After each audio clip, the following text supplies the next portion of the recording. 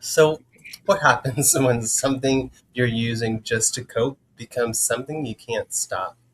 Tonight, we're getting into the science of addiction, PTSD, trauma, and recovery with Todd and Mary from Front Porch Recovery Center, including why our veterans can be especially vulnerable. But first, we are shining the local spotlight on Tom McCormick from Wicked South Productions. Okay, so this is going to be a powerful show tonight, so grab your favorite drink, put your questions in the chat, and let's dive into it. Welcome back to this episode of the Mark Sip. My name is Patrick Don from eXp Realty, part of the Johnson Group, and I'm here joined by my co-host, Brandon Giebler. What's up, buddy? Dude, I'm super excited about this show tonight with Todd Mary on there talking about some PTSD and addiction. But, of course, one of our favorite, he's been on our not on our show, but he's been on my channel. You saw the video that was the beginning of one of the videos. So I am so excited to have Tom McCormick on. But before we do that, okay, guys, if you're looking to buy, sell, or just get good real estate advice, Brandon, what should they do? What's the first thing that they should do? I'm going to say, what is scan those codes, Alex? Correct. Scan those codes for $2,000. Well, we're not, you don't have to pay us $2,000. We'll figure all that out later. But give us a call so we can definitely help you out. And so today, let's bring on Tom McCormick from Wicked South Productions. So let's do this. Hold on a second. Let me get my stuff together. And he just left. Hey, Tom, how you doing? Thank you for coming on. What's going on, guys? Thanks for having me. No, I really appreciate you coming on. We're going to give you 5 minutes for the local spotlight. So, Brandon, are you ready? I'm ready. All right, here we go. So, Tom, for people that have never been to Wicked South, what can they expect when they come to the haunted forest? All right. Well, the first thing they could expect is to enter this house right behind me, because this is where all the fun begins. That's the entrance to the madness. From there, they can expect to see all kinds of things. We have props from The Walking Dead, the original series. We have props, all kinds of props from the Fear of the Walking Dead. But most of all, what we are most proud of is our custom built movie quality, just sets and designs. So that's the thing out here. The atmosphere is terrific. You're in the trees, you're in the woods, and it's just a lot of fun. It's a great Halloween event. Yes, you are. So a huge part of making this work is the scare actors. So what makes someone a good scare actor? And if somebody watching this thinks, I would love to do that, how do I get involved? All right. So what makes a good scare actor is you have to be a fan of Halloween. This is not something you could do just to make a few dollars or whatever. You have to be into Halloween and into the horror genre. If you're into that, we could make it happen. The best way to do this is we have 2 hiring events remaining this season. We have one this Saturday, August 29th from 6:30 to 8, and next Friday, September 4th, from 7 p.m. to 8:30 p.m. You apply in person. It's a lot of fun. We're always looking to add to our team. And it's super scary. It's super scary. All right, well, fantastic. So you guys have been doing this now for a few years. So what's new in 2026 that people that come every year, such as myself, can expect? All right. So this is actually our 6th season out here in Pembroke, our 11th year overall, believe it or not. We don't like doing anything the same, and this year is no different. Anybody who came out last year is going to be in for a big surprise. pretty much right after Christmas, and I'm talking like maybe even late in the day on December 25th last year. But took out about the kind of like the middle third of the haunt is the best way. Took everything down. I had my two main guys come out. Every year there's always some trees. I'd only take down trees if they're dying. We still had some leftover trees from the storm, so we cleaned that up, and then we rebuilt that entire third section and also realigned all the madness. So it's a completely different experience, and that's the only way I do it. We work on it year round to make that happen. Love that. It was kind of scary in the daylight, so I get it. So give us the particulars. So when does it open this year? Who should come? Where do people get tickets? And what should All they know? right. Head into the woods. All right. So opening night is Saturday, October 3rd is the opening night. We're open for 11 nights this Halloween.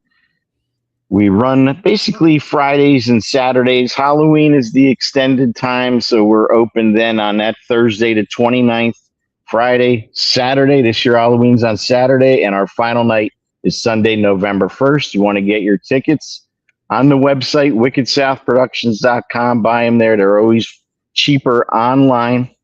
And sometimes you get here, they might be sold out. So buy the tickets at wickedsouthproductions.com.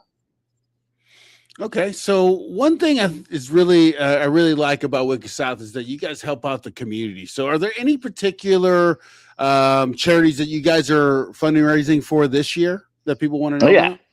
Absolutely. So we have two. We actually have a schedule full of different things, but our two big events this year: Saturday, October 17th, James L.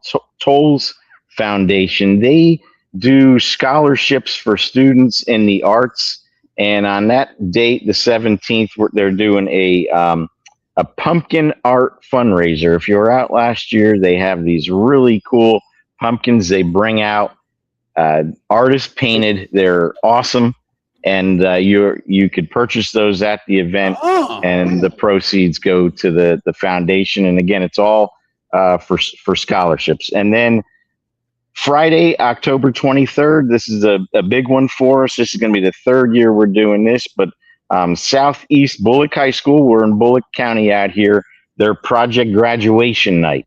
So a portion of the proceeds from the ticket sales as well as concessions supports the project graduation. If you don't know what that is a event on graduation night that the students could go. It's a safe event.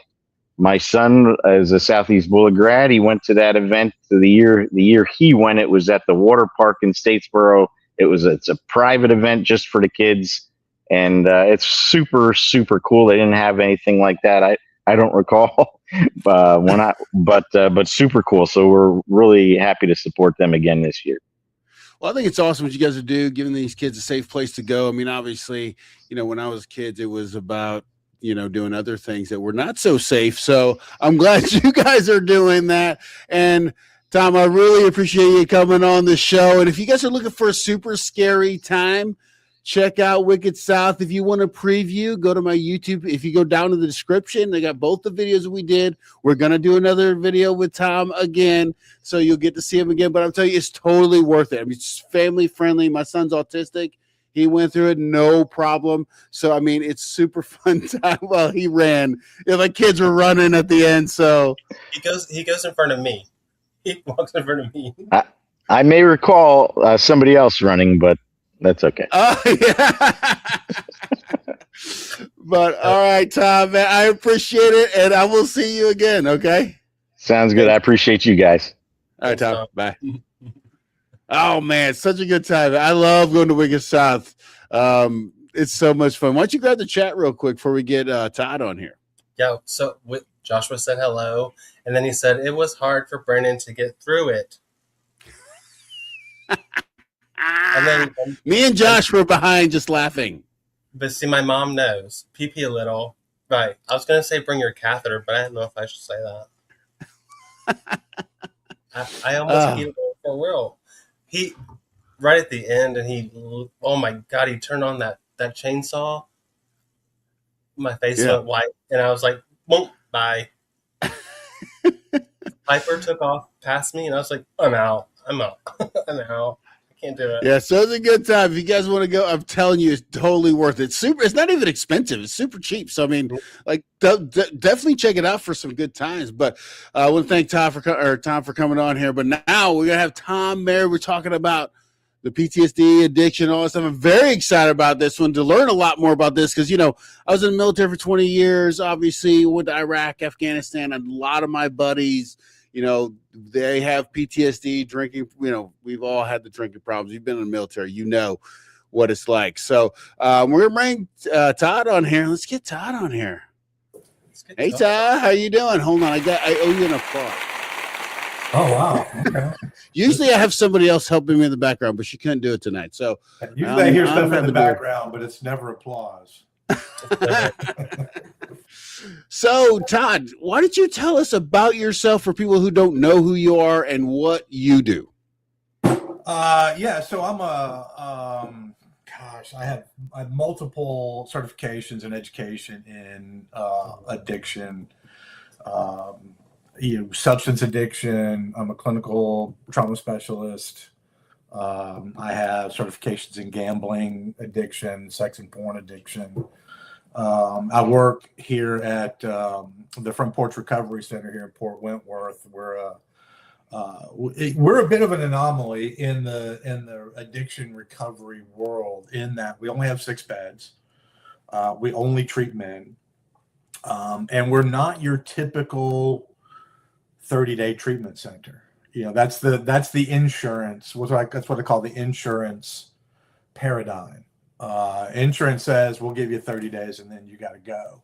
And the problem is, as we'll get into, I think nobody can even be prepared to touch the underlying causes of addiction in just 30 days. So in our screening process, I tell our guys, we're not a 30-day program. We're a let's get the work done kind of program. And we have a very particular way we see addiction. Addiction's more really of a solution.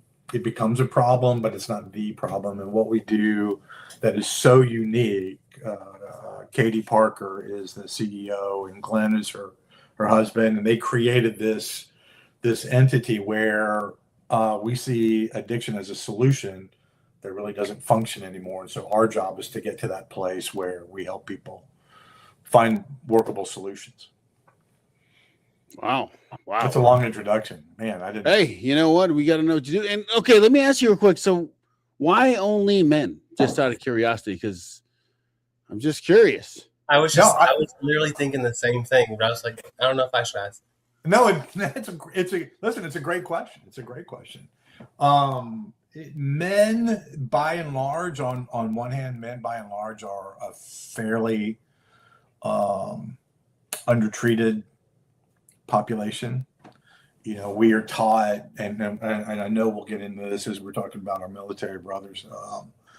We're taught, pull yourself up by your bootstraps, be John Wayne, wear the big hat, don't ask for help. And so it presents societally and developmentally, it presents a lot of challenges for men to seek help. I think that's changed over the years. I got sober in 92, and I think I've seen some really positive changes in that. But the stigma remains, and so that's one reason. And I've worked in treatment centers that were co-ed, and the problem here is that you get these rehab relationships that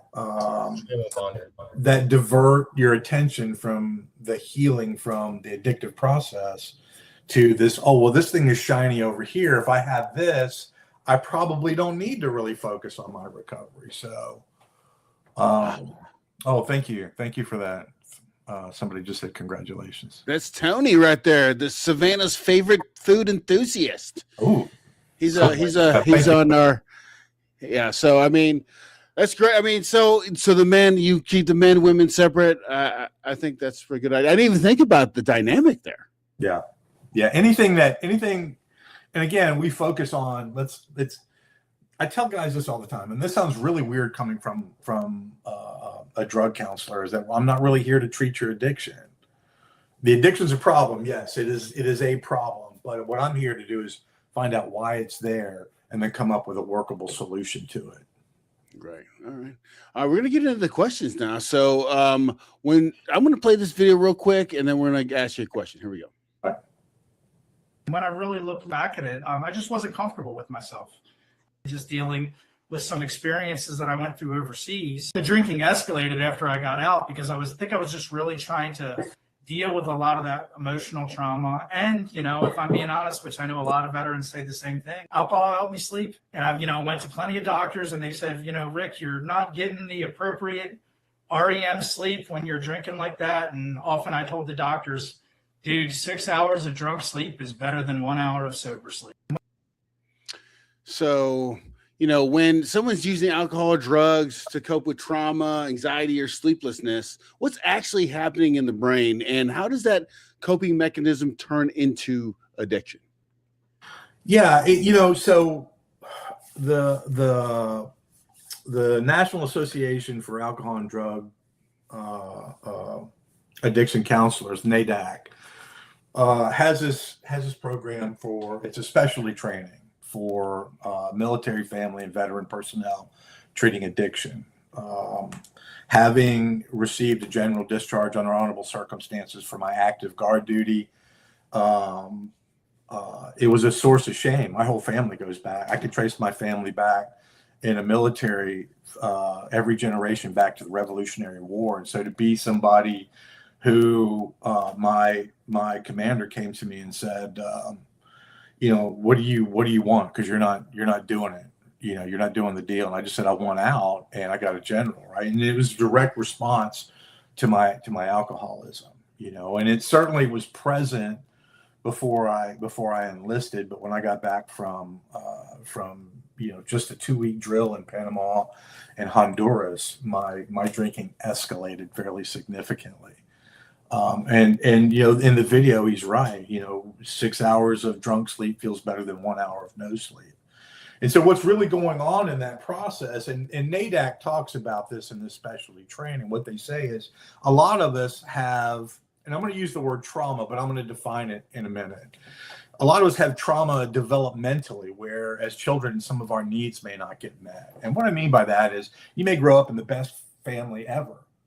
And if you perceive some of your needs aren't met, some of your basic needs aren't met, then you will develop, as humans, that's what we do. We develop a sense of, I need to find a way to feel safe getting this need met. And a lot of us do that, and that's a real positive developmental thing. But for those of us who are maybe a little destined toward addiction, we tend toward things that give us great big shots of dopamine and rewires our reward and motivation system. And all of a sudden, this thing that's supposed to be adaptive becomes maladaptive, meaning this thing that we think is helping us adjust to problems in our life does the opposite, right? And so as human beings, we need 4 things. We need food, water, shelter, and companionship. And that last one is really important. And what addiction does is it changes the order of that survival reach. I'm looking for those things for survival. And the object of the addiction becomes what my survival brain says. This is all you need. Wow. Not every. Go ahead. No, I said I was just listening. I'm sorry. Oh yeah. So not everyone who drinks when we're in the military is gonna develop addiction. I think I saw some numbers recently that said maybe 30% of us who are veterans may develop, and that's alcohol and other drugs. Opiates are a big problem. We get hurt, we get injured. I got a bad beat up shoulder and bad ankle from the time I was in, and other stuff. But so the medication stuff, it becomes that I need this as a comfort. But our brain all this time is looking for, oh, wait a second. if food, water, shelter, and companionship that I've experienced makes me feel this good, but drinking makes me feel this good, this must be more important. This is the thing I'm going to focus on. Not everybody, again, my brother grew up in the same house I did. He's a veteran. He spent time over in Europe and in Germany, and my brother doesn't have what I have. My brother doesn't respond to drinking the way, drinking is a pastime. When we're in the military, that's one of the ways we bond. It's one of the ways we blow off steam. When my brother was done with all that, he settled down, and I'm both proud and a little envious of my brother. He's done great things in his life, but my experience is very different. When my brother maybe takes a sip of a really, really fine bourbon, he puts his glass down. Man, that was never my experience. No, That was never. I never put anything. I never put anything down. And when I lost the connection, when I was discharged and I was put on reserve status, for the next 5 years. I did successfully complete my reserve status, and I'm happy to say that I do have an honorable discharge. So, but that's a result of me getting sober in '92. I rotated out in 1995. But we started that's a long answer, but the short answer is that I'm looking for something to make me feel emotionally, psychologically better. And for those of us who get addicted, that thing becomes more important than anything else. Most of us already have some type of trauma before we go into the military. One of the things the military does is it provides camaraderie. I still have brothers that I stay in touch with. It provides meaning and purpose. It's a source of honor, right? And and one of the problems, unfortunately, is that we are taught to be the biggest badasses on the planet. That's what we're taught. And if I show weakness, then my brothers are going to look down on me. And this may be all in my head. My commander is going to stop my forward progress. I'm not going to go to Enoch. I'm not going to get to move up. I'm not going to get that commission. right. So there's a lot of fear that goes along with it, and that creates that isolation, which fosters the drinking and drug use even more. Wow. All right, Brian, why don't you check on the chat here? We got a bunch of stuff going on up in there. Oh. Well, I think my mom said I love it because she peed a little bit talking about the scary stuff. Okay. Front porch is amazing, Emily, just like your haircutting skills. Oh, thank you, Emily. My mom said lifetime program. Yes, you are, unfortunately. 34 years sober. Congrats, Todd. Yeah, and then James said front porch alumni here, a life-saving experience. Nice. And then I asked people to ask questions. And then Uma said, talk about how people can go to the VA the same day and get an emergency appointment for mental health. Yeah, so I'm not entirely familiar with the VA. I'm lucky that when I got out, I went straight to work. I didn't know that I was gonna have an honorable discharge, and so as part of my own shame because of my addiction, I went to work and I found jobs that had insurance. And in 1992, I went to a private treatment center called Charter Oaks, and I got care. I do know that we have a robust treatment for addiction and for mental health issues within the VA.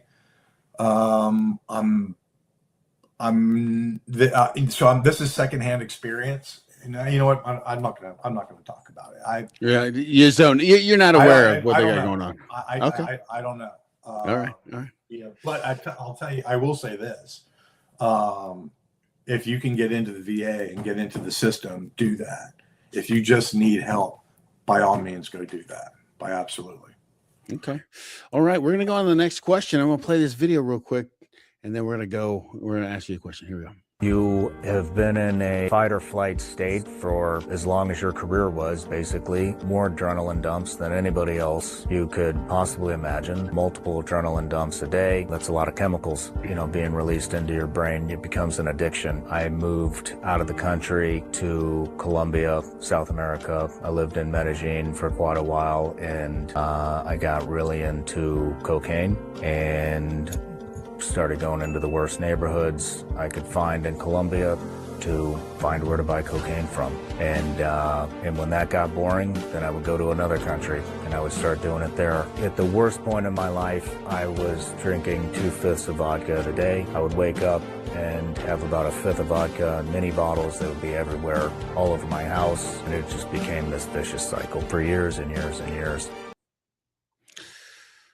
All right. So why are veterans and active duty service members especially vulnerable to alcohol and substance abuse problems? And how much is that tied to trauma or PTSD? The simple answer is yes. So let me start by backing up a little bit and kind of defining it. Trauma is one of those words we throw around a lot. You give a 24-hour news team the word trauma and it loses its meaning. So let me define some terms a little bit. Gabor Mate says it this way. He says, trauma is not what happens to you. It's what happens inside you as a response to what happens to you. Right. And so the guy in the video very rightly talks about the adrenaline dumps. I'm in fight or flight, and then I'm out, and then I'm in fight or flight. And here's the thing, Dr. Amy Apigian just published a book last year called The Biology of Trauma. And in it, it's a landmark piece of research. And she identifies 5 stages of PTSD. The thing that, how do we go into it? Now, we are biologically wired to fall into these steps, and we are biologically wired to come back out.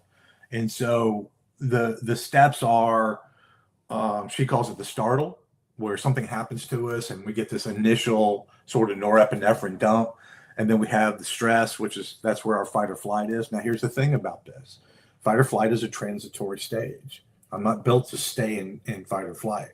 That is the thing that prepares me to fight or run away. Right. So there is a movement that goes to resolve that. Now, if I run away or I fight my way through it, my system can resolve and I can move on without ever experiencing PTSD. My system resets. But if I'm overwhelmed, I'm not going to give examples because I don't want to create any triggers for anybody out there. But I will say when we're in an overwhelming situation, we hit a wall. All right. And basically what that means is that my ability to run away or fight is taken away and I'm stuck. Right. I can't move backwards because I can't engage my natural fight or flight system and I get stuck. Now here, if I can find a way to go through that, if I can find a way to resolve that through some activity or through something, then I won't necessarily go into a PTSD response. But if I can't, this wall space is sort of the gate that takes me into a freeze response. Again, I don't want to trigger anybody, but we all know somebody, or maybe we've even experienced being in a very stressful situation and just shutting down. And it's a place where we get tense and we get fetal and we hide and we basically lose touch with what's really going on around us, and we lose the ability to manage our own lives in situations like that. And as you can imagine, that's a problem. That can be a real problem. And so when we go through that sort of inner state of paralysis, we go into a shutdown, right? And this is where our bodies, when we're completely overwhelmed, this is where our bodies shut down. This is where blood flow to the gut kind of stops, slows down, our blood pressure drops. This is a state of resource protection. I go into a space where where my ability to move in the world is taken away. Now, that's a protective response.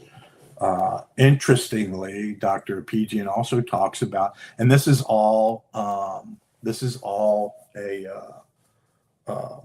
biologic response. And so one of the things that we get in the military is we get to a place where we feel safe because we're with our brothers and sisters in service.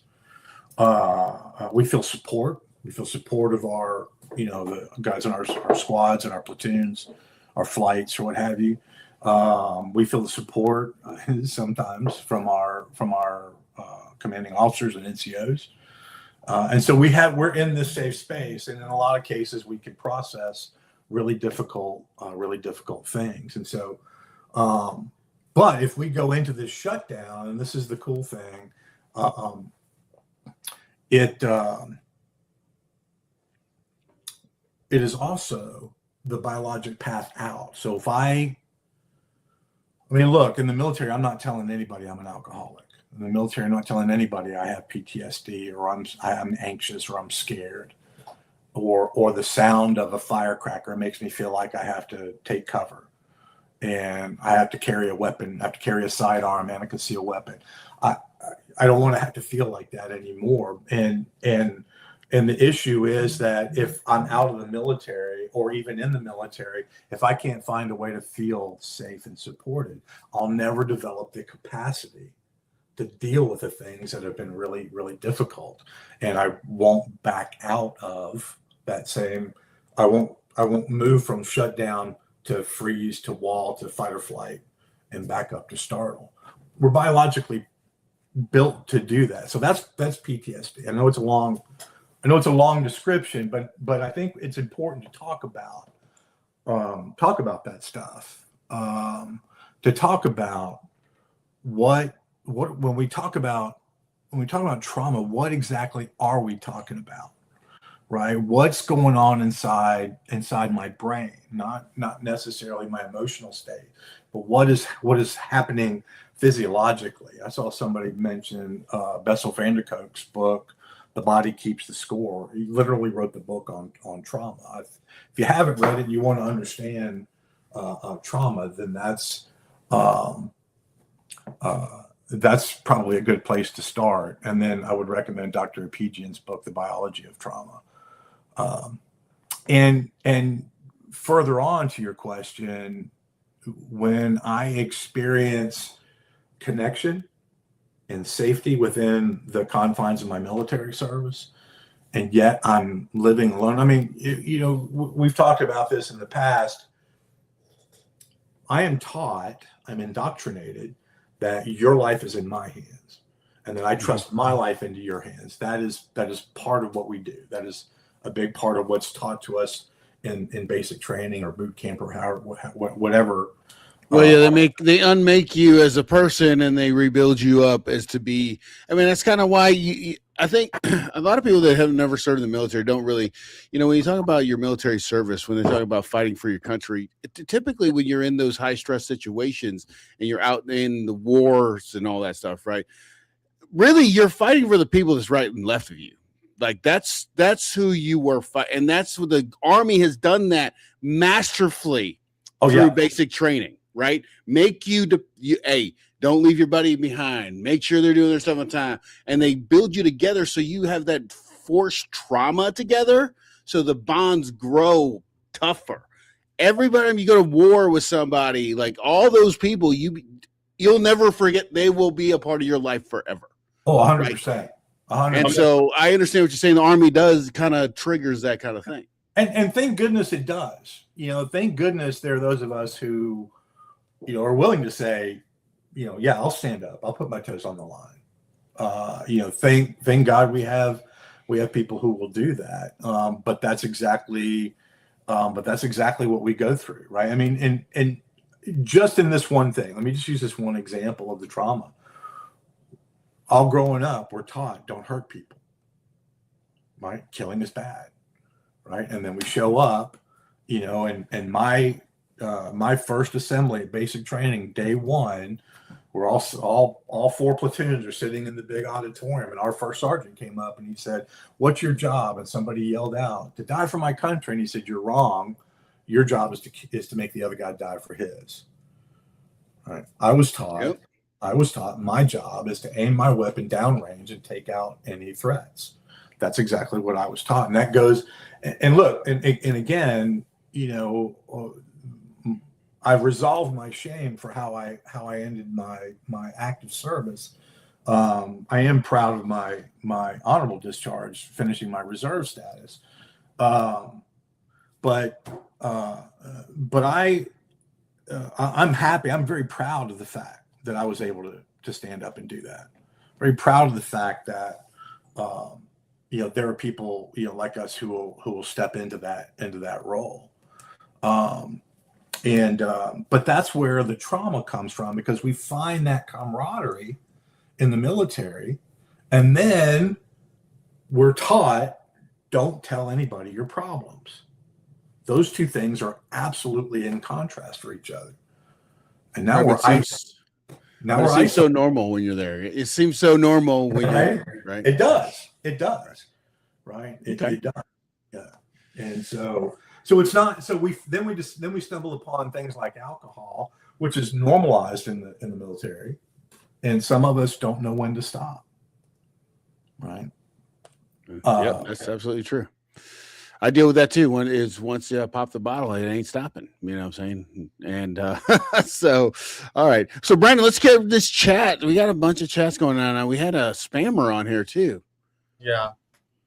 Say that, the spammer. Apparently I'm a psycho, which may not be totally wrong. It's spam. Norton picked him up as a virus. You see that? Yeah, I'm a psycho too, so I enjoy the psycho. We'll celebrate that together. So Emily said, I have a few guys sitting in the chair that could use the front porch services. Is this only for vets?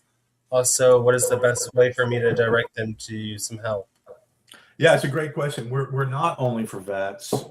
Thanks for the question, Emily. We aren't.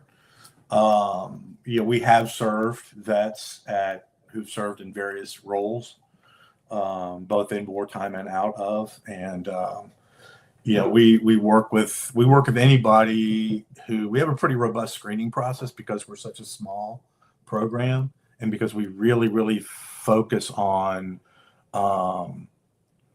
We focus on getting to the ulterior problem, the deep problem. Like I said, addiction is a problem, but it's not the problem, and we focus on the other stuff. So, so our screening process is pretty robust. It's we got to make sure. Like if you're coming in, I interviewed one guy, and he said. I said, what is it you hope to get from recovery? And he said, well, I don't know. My lawyer said I should just call. I said, all right, I'm going to refer you down to this other place. And we'll see if they can help you. I think you'll fit their program a little bit better. My question on that is then, Todd, is, okay, so you only have 6 people. They come to you. They go through the screening. They don't fit the criteria. Mm-hmm. What is the place you send them to? Because they obviously need help. Yeah, absolutely. So one of the great things that my boss Katie Parker does is she's not only is she a brilliant therapist and a great visionary, but she's also really great at developing relationships. And so she's got contacts literally across the country now, and we get calls from everybody around the country. We've had guys from all over come down and spend time with us, and so. If they don't fit our program, and this is one of the things that I admire so much about Katie, is that she will bend over backwards to find a program that they will fit that's probably pretty close to wherever they are. Oh, great. Well, that's good. Yeah. All right, more chat. What do we got here? So you read this one already. Yeah. Yeah, that's literally a book on trauma. Good book. Okay. Different experience trauma differently, but there are blocks to be checked for the diagnosis. Not because your experience is the same way at all. Right. Yeah, I know. I 100% agree to that. There some of us, as the video said, some of us will bounce in and out of sort of maybe a freeze response back into fight or flight. If somebody talked, here we go. Somebody talked about the sexual assault, which is predominant in the military. It's almost embarrassing how much it is just, I think probably more so pushed to the back and hidden, and so somebody who's assaulted now has to deal with being gaslit and pushed away from a service that they volunteered to come and wanted to be a part of it. And so that's a completely different topic, but it's one that is, I think, one of the predominant forms of trauma somebody can experience in our military service. And it just happens way too much. Yeah, it's being done to somebody instead of you just doing it to yourself. You're doing it to somebody else. That's right. That's right. Now you're pawning that trauma onto someone else. Yeah. And it's just, well, like you said, I mean, and you got to think about the military. I'm not trying to, but I was old. I'm an older person, so I was in the 90s too, right? And I was born in the 90s. The stuff that even I think about, the things that I did back in the day, I was like, man, wow. I didn't assault nobody. I don't want to put it that way, but the way we spoke about women, the way we treated women back then, especially I was an infantry unit. So, everything was about, go in the club and hopefully find a drunk girl or something, you know what I'm saying? Like that was society back in the day, you know what I'm saying? And then, then how many sexual assaults that just got swept under the rug by commanders, first sergeants, all these higher ranking people, or were performed by hiring, the whole power. Well, that's what I'm saying, that they're the ones assaulting, and then they have the power to make this woman's life miserable. Absolutely. Right. And her only recourse back then was basically nothing. Yeah. Well, and so this is another way for us to look at where addiction might come from. This is a problematic trauma, right? That basically what our addictive behaviors do, and it doesn't matter what the behavior, neurologically the brain responds in exactly the same way, and that is I'm looking for anything that will divert my thoughts from this thing. It's an experiential avoidance, is what we call it in my field, and I want to avoid re-experiencing something because I don't have the capacity. I don't have the skill set to deal with what it meant to be first of all, sexually traumatized, sexually abused, sexually assaulted, and have the betrayal of the entire military tell me that it wasn't, and then me get thrown away. Right. So that's another one of those things that what I'm doing is I'm drinking because I don't know how to turn the volume down on what this thing is screaming at me for. Absolutely. And then we have, that was you got that. Okay. Yep. My mom thinks this is a very important subject. I agree with her. So I'm glad she joined that. Thank you. I appreciate it. I mean, of course, like we're all different people back then. I've grown a lot since. Well, and too, I mean, think about it, right? I mean, we're 18, 19-year-old kids, right? The prefrontal cortex, the rational part of our brain, doesn't fully develop until we're in our mid-20s. So that's what makes us so susceptible to the indoctrination our military does. And again, I'm not bashing it, but we're taught to be badass MFs, right?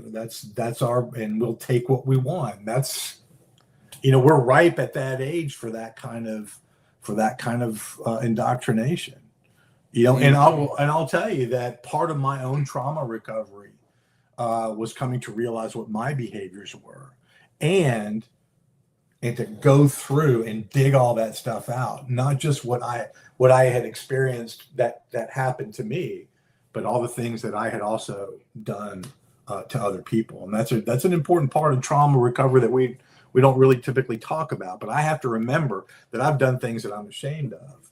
And I want to make sure that we deal with that. Again, that's a lot of what we deal with at the front porch.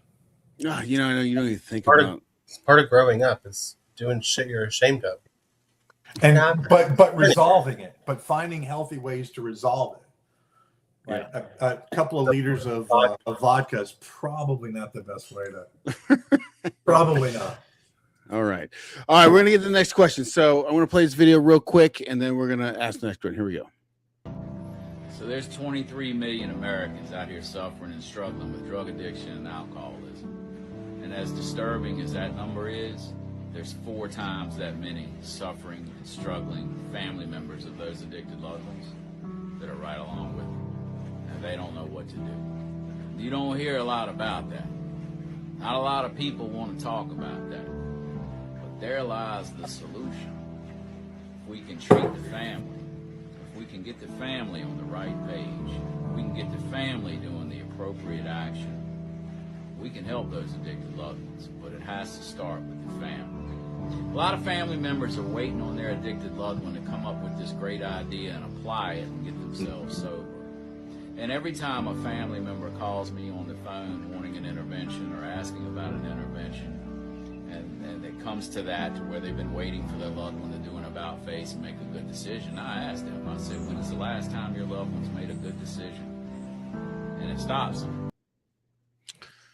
So for spouses, for family members, parent, friend, fellow veterans are watching their friends struggle, what are the warning signs they should look for, and how could they approach the veteran or person dealing with the addiction?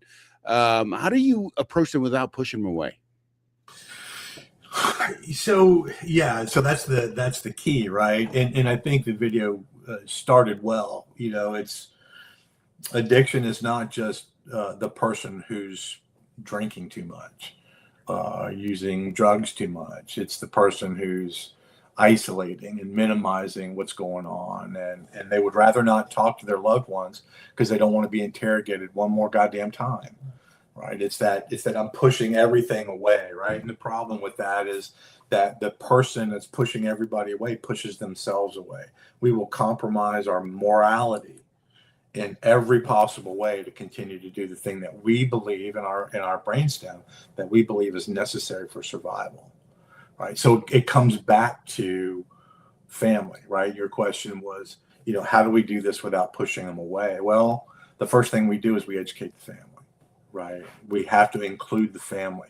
And you guys do that at Front Porch? We do that at Front Porch. Yeah, we do. We have a pretty robust family involvement. It's part of our program. It's part of what Katie designed, and we have a pretty robust family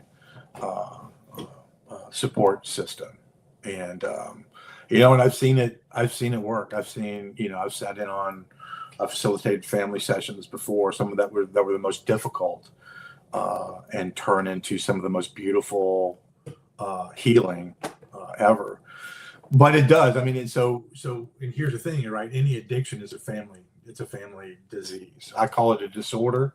It does fit the criteria for disease. To me, it's a change in the order of what's necessary for survival, the pursuit of what's necessary for survival. But the family is doing everything it can to minimize the damage of what the person's going through, right? And so we have to educate them into what is addiction, what's the neuroscience behind addiction. Are our loved ones actually choosing to behave this way? Are they choosing to be a jerk? Are they choosing to push us all away? Or is it a survival response, right? Part of my prefrontal cortex is part of its job is to be able to attune to the people around me, meaning I can read your eyes, I can hear the tone of your voice, I can see your body language. If I'm in a survival state, which active addiction always is, then I cannot connect to you, right? How many times I've heard people say, everybody thinks I'm a narcissist. Everybody thinks I'm selfish, right? When you're in survival mode, look, if the three of us were out fishing, sport fishing for trout up in Alaska and a bear comes out at us, I don't have to outrun the bear. I got to outrun one of you. That's survival. That's exactly the way the survival system is. And Patrick, you're dead. And the survival system is so fine-tuned, I will push one of you down. We could be friends for life, and I would push one of you down. Well, not anymore after that, Todd. I mean, like, well, yeah, you friends guys are after going to go that. fishing with me now. I get it. I don't blame you. Don't go fishing with Todd. We voted, and we're pushing you down. And here's the thing. Parents and military personnel wouldn't do that, right? Parents would sacrifice themselves. Military personnel would stand and find a way to combat whatever the situation was. So it's a little bit different, but that's what survival tells us to do. Survival says, I'm the one going home and everybody else is out here, right? So the first thing that we want to do is we want to let the family know, hey, here's what you're dealing with.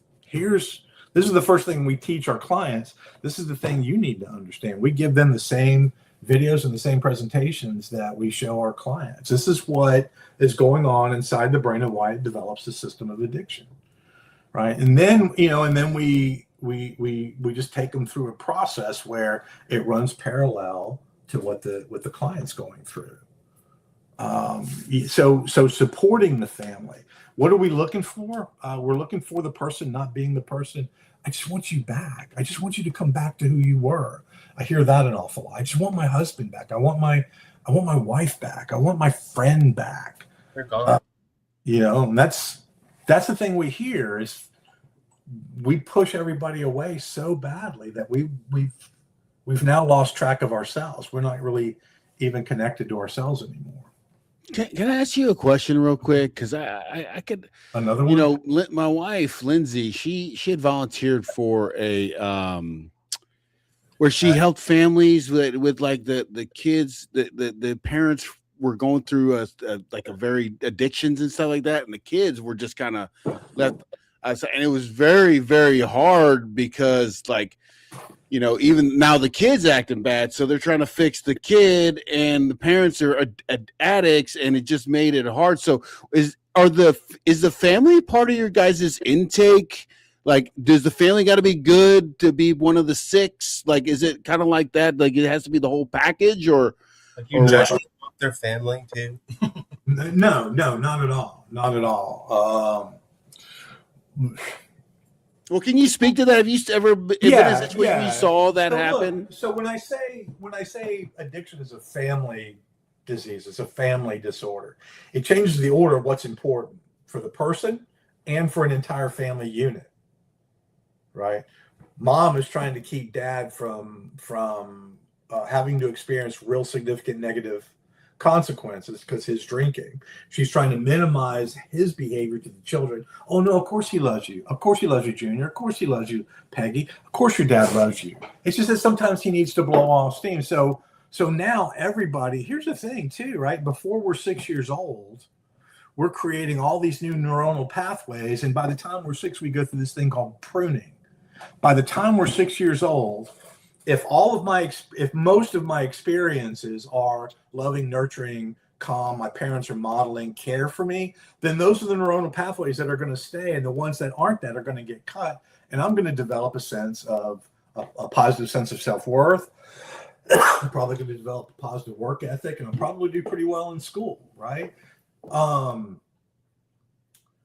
If that's not my experience, if my experience is that I grow up, 1 or 2 parents, I get put up for adoption, a parent bails out for whatever reason, and then I'm not modeled. Not only am I not shown what nurturing looks like, it's demanded of me, and as an infant, I don't have the capacity to that, and so I learn other strange behaviors. Right?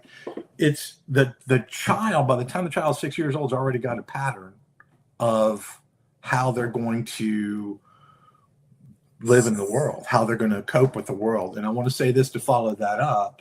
There's a concept called neuroplasticity, which says that the brain will change over time dependent on the stimulus we give it. And this is why programs like AA, NA, Smart Recovery, Adult Children of Alcoholics, Recovery Dharma, Life Ring, all these programs, this is why they work. It's because we're exposed to people who have the same problem but are on a similar pathway toward healing. Does that answer your question? I think so. I think so. Yeah. So we have to recognize the family, and this is the other thing, right? So that's the saddest part. I think is that when I think about it, we're all in it together, right? But you're somebody's the family's forced into it. You know what I'm saying? To work around the person, they're traumatized for it. They're getting like depending on how bad it is, like it could be something that could totally Ruin upend the their entire life. family.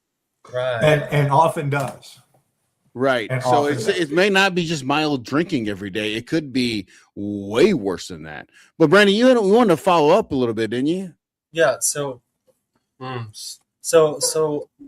should families stop doing because they think that they're helping when they're actually making the addiction easier to continue? Yeah. So not putting in boundaries. Listen, if you come home drunk again, you're going to have to go stay at a hotel. You're going to have to stay at a friend's house. This behavior continues to disrupt the home, and we're not going to. I've got our children to watch out for, and so establishing boundaries and then establishing specific consequences. Number one, not enforcing. Listen, if I didn't have any consequences when I was drinking, I never would have gotten sober. Right? Mm-hmm. People who don't. So when families, and they're doing it because they love the person, they love their family member. They're not doing it because it's convenient or if it's inconvenient, or they're doing it for no other reason except they're trying to protect their family. But we don't change if there's not a negative consequence.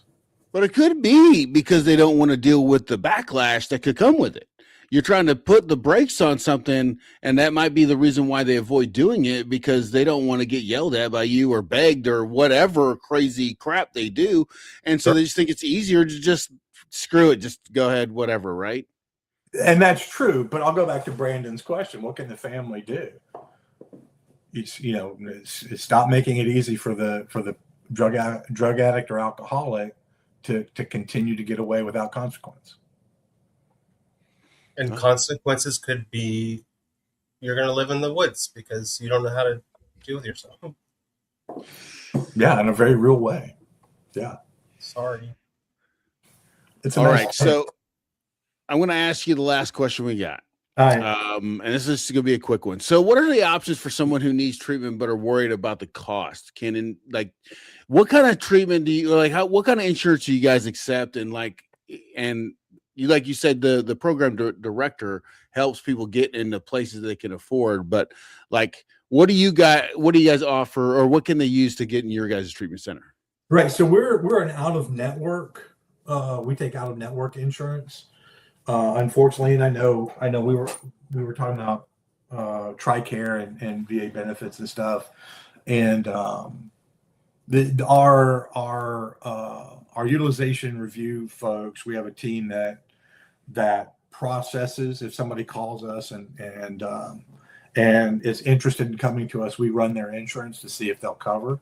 If not, then we have a cash pay program that's that can be negotiated. Katie's I've seen Katie do wonders on. We don't give away what we do, and it wouldn't have meaning if you didn't have value, like monetary value in it.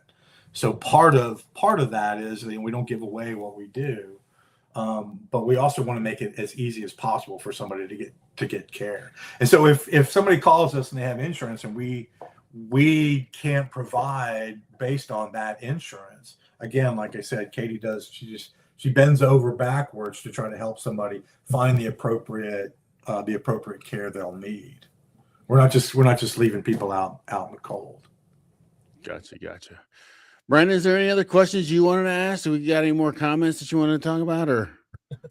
She must be a gymnast. Oh, if you want to jump over to them, I can run through the comments, but I do have a question after this. Well, go ahead. Tell your question. Everything is just making comments. And then I want to say, guys, thank you so much for making comments and joining the program. If you like our stuff, like, share, subscribe. If you have anybody that needs some help with PTSD, please share this with them. Maybe they can help. Maybe this will help somebody. But okay, go ahead. I'm sorry. Good job, Patrick. So for someone who's watching this and who thinks I probably have a problem, but I'm not bad enough for rehab. What would you tell them? I laugh. Thank you for asking that question, and I hadn't thought to answer it at all. But it's a great question, and it's probably the thing I hear the most. And it's this. It's, having addiction has a bunch of faces to it. We'll have guys who might be shooting up every day. We might have guys who drink twice a month, but they binge for 3 or 4 days at a time. In the book Alcoholics Anonymous, there's a line in there that says, basically, if you drink when you don't want to, or if you can't control how much you're drinking when you start, you're probably alcoholic. And that same principle holds true. The people who have addiction, if they're calling me and then they're trying to justify not having addiction, if you're calling me, you already know the answer to that question.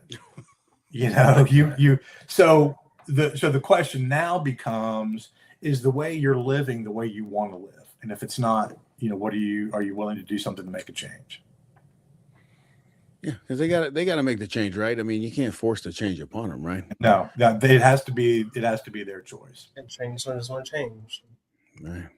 All right. Well, great. Todd, is there anything that you wanted to bring out that we didn't ask you? I want to finish with this. Okay. Addiction and trauma are treatable.